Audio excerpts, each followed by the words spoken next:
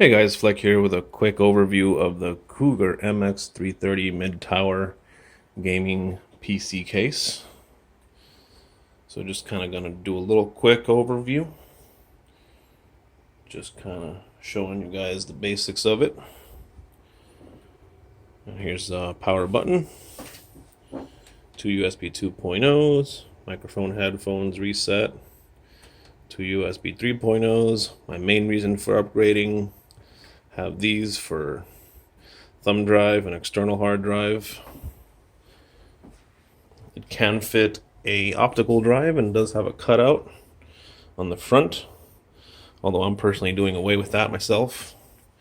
Another reason to upgrade to a newer system is doing away with all the drive cages and all that. Don't need that anymore. Just going to be running one or two SSDs and one or two hard drives. For starters, I'm just going to run a couple SSDs and one hard drive, and then I'm going to migrate to M.2 drives. In the future, I'd like to have no separate drives, just two M.2s plugged into the motherboard, one data, one operating system drive. But anyhow, here is the top removable magnetic dust filter.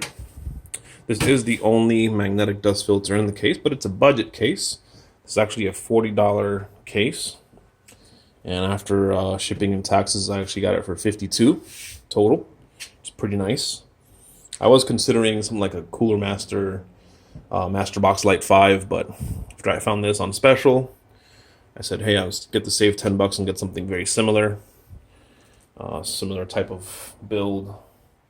It does have the Psu Shroud. Comes with a fan, has space for two 120s there, or a radiator, same up here. And it does have the cutout behind the motherboard, and plenty of holes for cable routing. So that's nice. Has a nice feet elevation from the ground. It's pretty nice. Let your power supply breathe. You have a downfiring power supply. And here's the back. Pretty basic. No frills.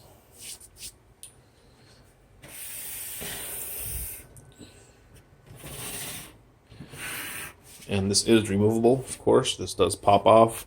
Although I don't see a way to remove this dust filter here. It seems to be completely just stuck in there. You'd have to remove this and maybe vacuum it or use compressed air or something like that. And there you go. Got a nice view of the back of the case, or behind, backside. Here's all the plugs, USB 3.0, and the nice drive cages. So I like these because you put the whole drive in there, rather than putting the two sides on like the HAF 912 that this is replacing. You got an entire holder for the drive, which is I prefer that. Some of you may be wondering why I'm replacing an HAF 912 with something like this. Simply put, I have one of the 5-year-old 912s, which doesn't have USB 3.0. So my main reasoning for that, and doesn't have this new, but I go with new layout, new technology, the Psu Shroud, separated, make things nicer, cleaner. And then we do have the back cover right there. As you can see, it has does stick out a bit for cable management. And then here is the side. It is like a brown tinted side.